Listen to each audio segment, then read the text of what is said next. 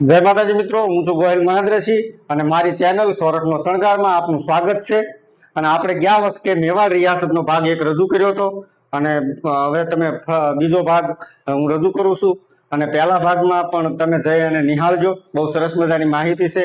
અને જેમ જેમ આ જે સિસોદિયા શાખા છે અને જે આ રાવલ શાખા છે એના ભાગ જેમ આગળ વધતા જાય એમ બહુ ઇન્ટરેસ્ટિંગ થતું જશે, કારણ કે એમાં પછી જે એને યુદ્ધો કર્યા, જે એને કાંઈ નવી સ્થાપના કરી, જ્યાં જ્યાં યુદ્ધો થયા, કેમ કેમ શું શું આ નવી કાંઈ મંદિરો બનાવ્યા, કિલ્લાઓ બનાવ્યા, એની બધી માહિતી હું તમારી સમક્ષ રજૂ કરતો જઈશ।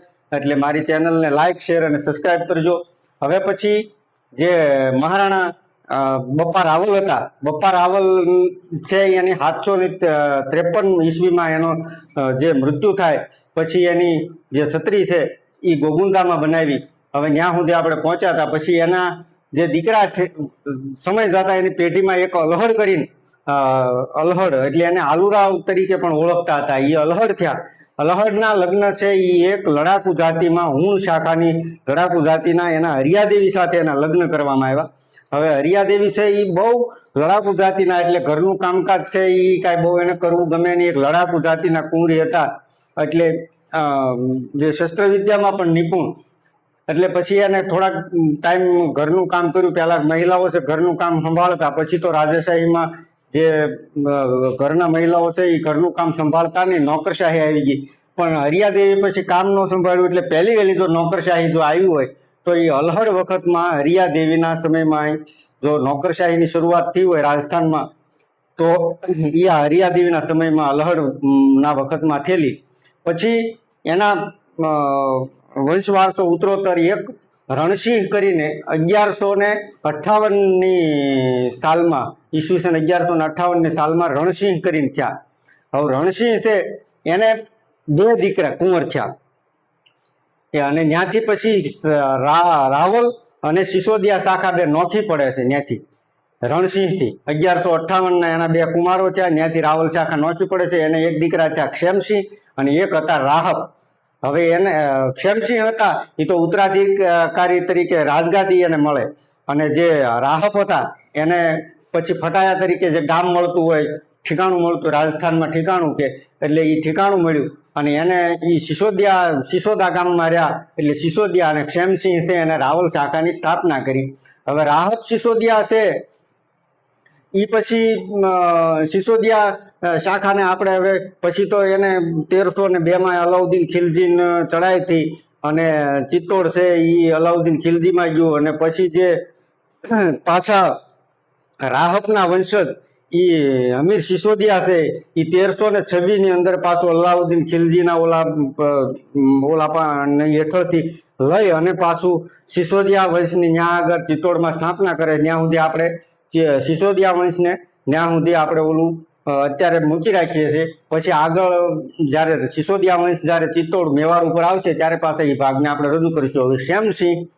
હવે ક્ષેમસિંહને 2 દીકરા થયા, જે એને રાજગાદી મળી રાવલ શાખામાં।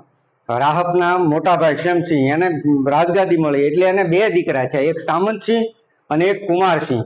હવે કુમારસિંહ છે એ નાના હતા, એટલે સામંતસિંહ છે એને રાજગાદી મળી, અને ઈસવીસન 1172ની અંદર કીર્તિપાલ ચૌહાણ છે, કીર્તિપાલ ચૌહાણે છે એ સામંતસિંહની માથે ચડાઈ કરી, અને કીર્તિપાલ ચૌહાણનું બહુ મોટું સેન હતું, એટલે સામંતસિંહને ભાગવું પડ્યું અને એનો જીવ બચાવીને એને ભાગ્યા। એ ક્યાં વાગડ હાલનું જે ડુંગરપુર અને બાંસવાડા છે ત્યાં આગળ આવીને જીવ બચાવીને રહેવું છું। હવે કીર્તિપાલ ચૌહાણ છે એની આપણે વધુ જાણકારી લઈએ। હવે કીર્તિપાલ ચૌહાણ કોણ હતા?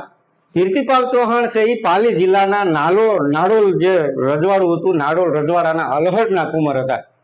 હવે એટલે એને પછી ઝાલોર ઉપર આક્રમણ કર્યું, ઝાલોર ઉપર આક્રમણ કર્યું, અને ત્યાંનું ઝાલોરમાં જે પ્રતિહાર એટલે પરમારોનો વંશની શાખા હતી, એ પરમારોનો વંશની શાખા છે એને ત્યાંથી પરમારોને હટાવ્યા અને પોતાનું શાસન શરૂ કર્યું, અને સોનગરા ચૌહાણોની ત્યાંથી શાખા શરૂ થઈ। કોઈ એમ પૂછે કે સોનગરા ચૌહાણોની શાખા કોણે શરૂ કરી, તો કીર્તિપાલ ચૌહાણે જ્યાં પરમાર રાજ્યોની ખસેડી અને પોતે સોનગીરા ચૌહાણોની શાખા શરૂ કરી। સોનગરા કેમ કહેવાના? કારણ કે સોનગીરી પર્વતોની જ્યાં માળા છે એટલે સોનગીરી પર્વત કહેવાય, એટલે સોનગીરી પર્વત કહેવાય એટલે સોનગરા ચૌહાણો. હવે એ સામંતસિંહ હતા એને એને કીર્તિપાલે એની ઉપર શું લેવા ચડાઈ કરી, તો કે કીર્તિપાલ એની ઉપર ચડાઈ કરી એનું કારણ એક બીજું જાણવા મળે છે. અજમેરના પૃથ્વીરાજ ત્રીજા એના બેન જે હતા પૃથ્વીભાઈ, એ પૃથ્વીભાઈના લગ્ન છે એ મેવાડના સામંતસિંહ હારે થયેલા. તો આ કાંઈ કારણ તો કાંઈ હોય નહીં કે ભાઈ એના બેનના લગ્ન આની હારે થયેલા એટલે ઓલું એની ઉપર ચડાઈ કરી સામંતસિંહ ઉપર. પણ હકીકતમાં પૃથ્વીરાજ થર્ડ એટલે પૃથ્વીરાજ ત્રીજા અને એને અને કીર્તિપાલ ચૌહાણને કાંઈક અણબનાવ બનેલો.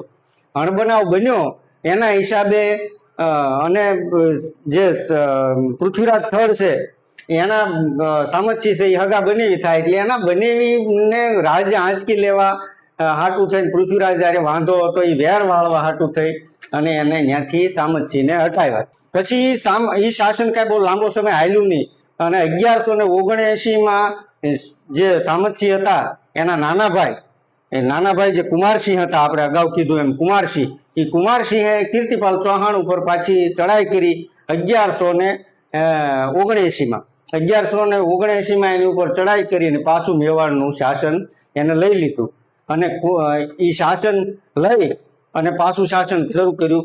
અને પછી ત્યાં આગળ કુમારસિંહને એક દીકરા થયા, એ દીકરાએ પાછી એના દીકરા થયા એ જેત્રસિંહે એને રાજગાદી સંભાળી ત્યારે જેત્રસિંહે 1213ની અંદર કુમારસિંહના દીકરાએ રાજગાદી ત્યાં સંભાળી. જેત્રસિંહ છે એનો સમયકાળ આપણે રાજગાદીએ બેઠા કે 1213 થી 1250 ગણવામાં. અમુક ઇતિહાસકારોનું કહેવું છે કે 1250 નહીં પણ 52 છે.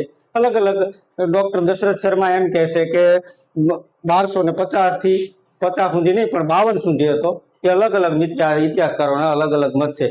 પછી જેત્રસિંહ જેવા એ રાજગાદી ઉપર બેઠા 1213માં ઈસવીમાં, તો પહેલા એને સોનગરા ચૌહાણ ઉપર ચડાઈ કરી. એ સોનગરા ચૌહાણ ઉપર શું લેવા ચડાઈ કરી, કારણ કે હમણાં ઘડીક પહેલા જ આપણે વાત કરી કે કીર્તિપાલ છે એને સામંતસિંહ ઉપર ચડાઈ કરી હતી એટલે એનો બદલો લેવા માટે થઈ અને એને ઉદયસિંહ સોનગરા ઉપર ચડાઈ કરી. ઉદયસિંહ સોનગરા છે એને ખબર હતી કે જેત્રસિંહ છે એ બહુ શક્તિશાળી રાજા છે, એ વખતના સમયમાં બહુ શક્તિશાળી અને સુવર્ણકાળ હતો જેત્રસિંહનો મેવાડનો. એટલે પછી એને સમાધાન કર્યું કે સમાધાન કરી અને પછી એને સમાધાન કરીને કેવું કર્યું કે સમાધાન કર્યા પછી એની દીકરી જે હતી એ જેત્રસિંહના દીકરા તેજસિંહ હતા, તેજસિંહની હાર્યાના લગ્ન કર્યા. ચચિક દેવી કે રૂપાદેવી એવું નામ છે, એને હાર્યાના લગ્ન કર્યા અને એને એની હારે સમાધાન કર્યું. જેત્રસિંહ એ વખતના સમયમાં એમ કહે છે કે 1213 થી લઈ અને એ વખતે ગોપીનાથ શર્મા એમ ગૌરીશંકર ઓઝા એમ કહે છે કે 1206 થી લઈ અને 1290 સુધી જે ગુલામ વંશ હતો.